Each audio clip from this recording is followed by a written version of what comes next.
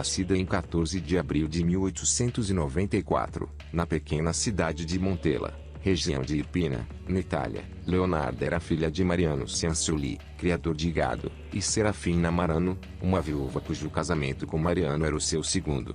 Conta-se que aos 14 anos, Serafina teria conhecido um homem chamado Salvatore Dinolfi durante um passeio de carruagem, em volta do internato de freiras, em Florença, ao qual foi estuprada e obrigada pelos pais a casar-se com ele. Leonarda teria sido fruto desse estupro. Sua infância foi uma completa infelicidade, sofrendo de epilepsia, e sua mãe era por ela considerada uma megera que abominava. Por isso, Leonarda tentou suicídio por várias vezes. Eu era uma criança fraca e doente, sofria de epilepsia, mas os meus tratavam-me como um fardo, não tinham por mim nada da atenção que davam às outras crianças. Mamãe me odiava, porque ela não queria que eu nascesse. Eu era uma criança infeliz e queria morrer. Tentei 2 vezes me enforcar. Uma vez, chegaram a tempo de me salvar. E na outra, a corda se arrebentou. Mamãe me disse que sentia muito por me ver viva novamente. Uma vez engoli 2 pedaços do busto, sempre com a intenção de morrer, e comi vidro moído, nada aconteceu. Leonarda expressava sempre alta impulsividade, rebeldia e comportamento criminoso. Quando criança, uma cigana havia previsto um destino amargo para ela. Você vai se casar, vai ter filhos, mas seus filhos vão morrer todos. Em 1912, aos 18 anos, foi condenada por roubo. Em 1917, aos 23 anos, conheceu Raffaele Pansardi, natural de Lauria, funcionário do cartório, e ambos iriam se casar. Seus pais, ao saberem, não aprovaram, pois, como de costume na época, eles já haviam prometido sua filha ao seu primo. Em conflito com seus pais, na véspera de seu casamento com Raffaele, sua mãe a amaldiçoou, condenando-a a uma vida cheia de sofrimentos. Devido às brigas, ela teve que cortar todas as relações com a mãe, um fato que marcou profundamente a personalidade da futura assassina. Leonarda casou-se com Raffaele Pansardi. A maldição lançada por sua mãe misturou-se à profecia da cigana, e a previsão provou-se verdadeira. Leonarda perdeu seus 13 primeiros filhos.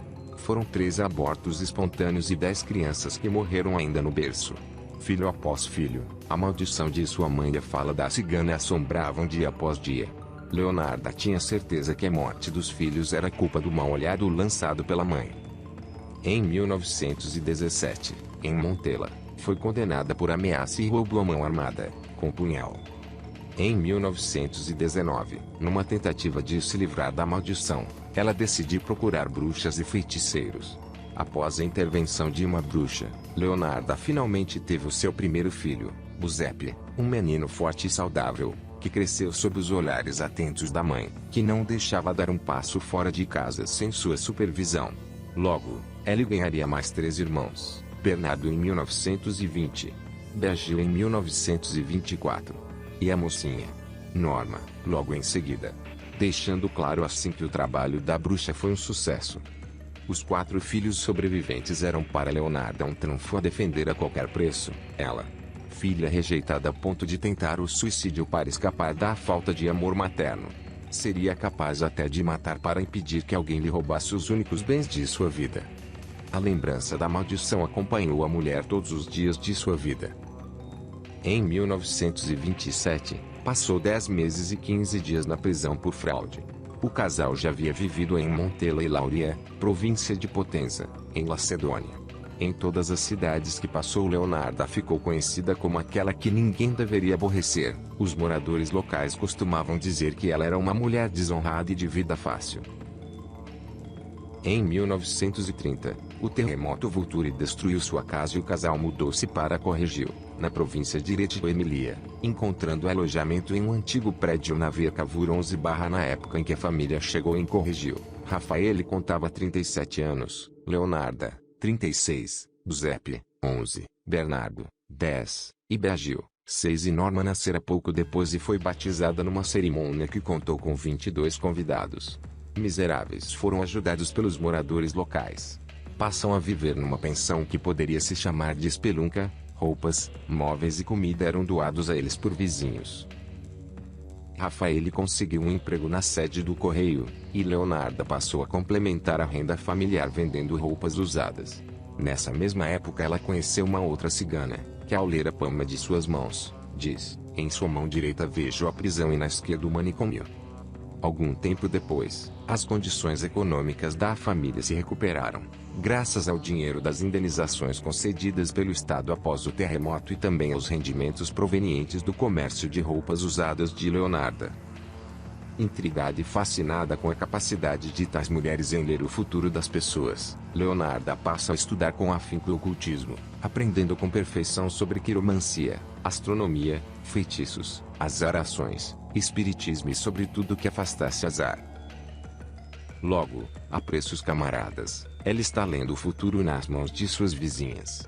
Pouco a pouco, a reputação de Leonarda chega aos ouvidos da cidade e mulheres de todos os lugares vão até sua casa para pedir conselhos e amuletos contra mal-olhados, além de trabalhos de amarração amorosa.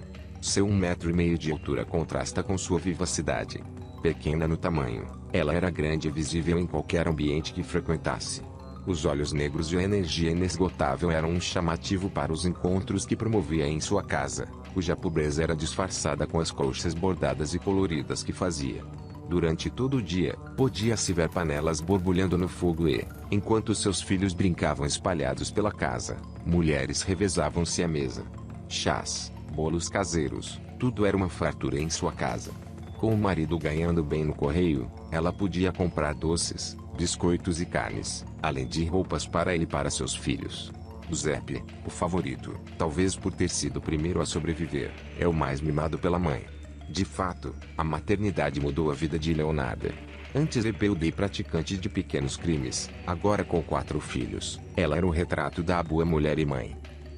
Em 1939, Giuseppe, o filho mais velho e favorito de Leonarda, matricula-se na Faculdade de Artes de Milão, e chega a trabalhar como tutor no National College of Correggio. O segundo e terceiro, Bernardo e Biagio, frequentou o ginásio de Correggio. A última, Norma, passava seus dias num colégio para freiras. A vida para Leonarda poderia estar às mil maravilhas se não fosse por seu marido, que mostrou-se um verdadeiro alcoólatra. Rafael sempre chegava em casa tropeçando nas pernas e sem um centavo no bolso, gastando todo o seu dinheiro em bares. Ela sempre grita, mas não tem coragem de enxotá-lo para fora. As brigas continuam, e durante uma discussão mais acalorada do casal, Rafael deixa a casa da família batendo a porta com ferocidade. Ela nunca mais voltou. Na verdade, sair daquela vida de autoritarismo por parte de sua esposa foi uma libertação. Leonarda gostava de exercer o controle absoluto sobre aqueles ao seu redor, reduzindo-os a meros objetos para explorar. Já ficar sozinha não significou muito para ela. Seu negócio de roupas usadas e leitura de mãos lhe dava um bom dinheiro, o suficiente para uma mulher em plena década de 1930 poder viver sozinha e bem. Diferentemente da maioria, ela não precisava do dinheiro do marido. Solteira, com 45 anos, e com filhos adolescentes, mas logo ela começa a ter sonhos estranhos. Durante anos, Leonarda sofreu com esses pesadelos, sonhos nos quais ela perdia seus filhos. E, após um desses pesadelos, ela chega à conclusão de que seu filho favorito, Giuseppe, corre muito, mas muito perigo. Naquela época Hitler havia acabado de invadir a Polônia, dando início à Segunda Guerra Mundial. A Itália aliou-se aos nazistas contra os aliados. E jovens do país inteiro estão sendo convocados. Giuseppe está na idade certa para a convocação e Leonarda entra em pânico com tal possibilidade. A profecia da cigana dizia que todos os seus filhos morreriam, e, se fosse convocado para a guerra, Giuseppe teria morte certa. O simples pensamento de tal destino para seu filho amado fez com que Leonarda caísse em desespero. Era necessária uma intervenção e ela faria tudo o que estivesse ao seu alcance para proteger seu filhote. Consciente do trabalho eficiente de bruxaria que tirou o mal-olhado de sua mãe no passado, ela logo descobre a solução do seu problema: magia negra. Após um sonho em que a Virgem Maria aparece com um bebê negro em seus braços dizendo-lhe o que fazer, Leonarda toma uma macabra decisão: sacrifícios humanos em troca da vida de seu filho. Leonarda namorou 3 amigas, 3 mulheres solteiras, não jovens, uma delas na casa dos 70, que teria mudado de vida para escapar do tédio e da solidão de Correggio. As 3 já haviam pedido ajuda a Leonarda. que agora havia decidido que era hora de agir, só que desta vez a favor dela mesma. Eu não podia suportar a perda de mais um filho. Quase toda noite eu sonhava com os pequenos caixões brancos engolidos um após o outro pela Terra Negra. Foi por isso que eu estudei magia, li livros sobre quiromancia, astronomia, feitiços, espiritismo. Eu queria aprender tudo sobre bruxaria a fim de neutralizar. A primeira vítima foi Faustina Setti, a mais velha, que havia pedido a Leonarda que procurasse nos jornais, para saber se, apesar da idade, ainda havia esperança para encontrar um marido. Leonarda convenceu-a de que as possibilidades eram promissoras. Então um dia ela finalmente deu a notícia de que Faustina Setti estava esperando. Um velho amigo de Leonarda, naturalmente inexistente, que morava em Poli e era bastardo, teria aceitado levar Setti como sua esposa. Leonarda convenceu a mulher a não falar com ninguém sobre a novidade, para não causar inveja, e aconselhou a vender tudo o que possuía. Na manhã da sua partida para Pola, Faustina foi saudar a amiga. Tinha tingido o cabelo para parecer mais jovem e Leonarda recorda o seu aspecto um tanto quanto patético. Queria parecer como uma menina novinha, dizia ela. Ela fez sentar para tomar um café, enquanto uma panela cheia de água estava fervendo no fogo. Em seguida, convenceu a escrever algumas cartas postais que enviaria assim que chegasse a Pula, nos quais anunciava a familiares e amigos que tudo ia bem. Faustina, quase analfabeta, escrevia ditado de Leonarda, agradecendo-lhe porque não seria capaz sozinha, convicta de que assim que chegasse a Pola postaria as cartas. Mas Faustina Setti jamais chegou a Pola, porque caiu sob os golpes de machado de Leonarda, que rachou-lhe a cabeça com um machado. Arrasta o corpo para um armário e o disseca em 9 partes, recolhendo o sangue em uma bacia. Então, como ela mesma disse, eu joguei os pedaços na panela, acrescentei 7 quilos de soda cáustica, que comprei para fazer sabão, e mexi tudo até que o corpo dissecado se dissolvesse em uma papa escura e pegajosa com a qual enchi alguns baldes e esvaziei em um poço escuro próximo. Quanto ao sangue da bacia, esperei coagular, sequei no forno, moí e misturei com farinha, açúcar, chocolate, leite e ovos, além de um pouco de margarina, misturando tudo. Fiz muitos pastéis crocantes e os servi às senhoras que me visitavam, mas Giuseppe e eu também comemos. Poucos dias depois, Leonarda mandou Giuseppe a Pola para cumprir uma missão e disse-lhe que postasse as cartas de Faustina, que iriam então chegar aos destinatários com o selo de Pola. Nos dias seguintes, Leonarda vendeu as roupas e guardou o dinheiro que Setti trouxera com ela na manhã em que foi morta. A segunda vítima chamava-se Francesca Clementina Suavi. Ela também sonhava em deixar Correggio. Ela não tinha esperança de casamento e ficaria satisfeita com um emprego em outra cidade. Leonarda prometeu-lhe um emprego no internato feminino de Piacenza.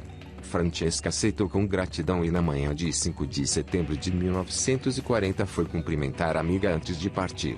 Leonarda convenceu a mulher, sem nenhuma dificuldade, a escrever 2 cartões postais, dizendo-lhe que deveriam enviá-los a Correggio para anunciar sua partida aos conhecidos, evitando que os intrometidos soubessem seu destino. O script se repetiu. Ao Francesca pegar a caneta, Leonarda correu para a mulher e repetiu o mesmo sacrifício. Dessa morte, no entanto, ela só conseguiu 3 liras que Francesca tinha com ela. Para ganhar mais dinheiro nos dias seguintes, disse ter recebido de Francesca a incumbência de vender os bens imóveis da mulher que saiu para trabalhar. Giuseppe, em nome de sua mãe, foi para Piacenza, onde enviou os cartões postais de Suavi.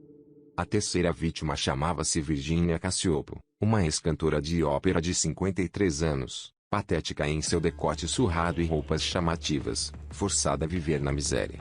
Passava os dias a falar do seu brilhante passado como artista, que nunca se resignara a deixar irremediavelmente para trás. Aproveitando justamente o ponto fraco de Virginia, Leonarda ofereceu-lhe um emprego em Florença, como secretaria de um misterioso empresário que poderia introduzi-la no ambiente teatral, implorando-lhe, como de costume, que não contasse a ninguém, porque este misterioso personagem era um ex-amante dela. Em se soubessem que ela já havia namorado com ele, ela seria desprezada por sua família.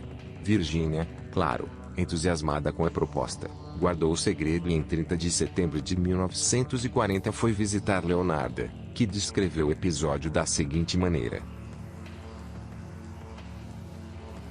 Acabou no caldeirão, como as outras duas, sua carne era gorda e branca. Quando se dissolveu, acrescentei um frasco de colônia e, depois de uma longa fervura, saíram sabonetes cremosos aceitáveis. Prestei-lhes uma homenagem presenteando aos vizinhos e conhecidos. Até as sobremesas eram melhores, aquela mulher era muito doce. Foi justamente a cunhada da última vítima que suspeitou do súbito desaparecimento da Virgínia, que havia visto entrar na casa de Leonarda antes de desaparecer para sempre. A mesma mulher que tinha posto à venda todas as roupas de Virgínia. Resolveu então confiar as suas suspeitas ao comissário direito Emília, que após seguir os vestígios de um talão do tesouro Cassiopo, apresentado ao Banco de San Prospero, pelo pároco de São Giorgio, em Correggio. Chamado pelo comissário, o pároco disse ter recebido o voucher de Abelardo Spinarelli e o Spinarelli declarou que o havia recebido de Leonarda como uma liquidação de um débito. Os rastros, portanto, levaram diretamente a Leonarda, que, chamado para responder a este episódio, confessou os 3 assassinatos sem resistência. Os investigadores, porém, tinham dúvidas sobre o fato de uma mulher de 1,5 metro, grande e idosa, ter conseguido matar e dissecar 3 cadáveres sozinha e estar à procura de um cúmplice que pudesse tê-la ajudado. Rejeitada a hipótese da cumplicidade de Spinarelli, ficou o suspeito número 1, seu filho Giuseppe, que, no julgamento, realizado em 1946, admitiu ter enviado as cartas das falecidas, sem, no entanto, conhecer os antecedentes. Foi então que Cianciulli defendeu seu filho com todas as suas forças e veio propor uma demonstração ao vivo de suas habilidades na fabricação de sabão. O tribunal decidiu que Leonarda foi a única responsável por esses horríveis assassinatos e a condenou a 30 anos de prisão e 3 anos em um asilo judicial.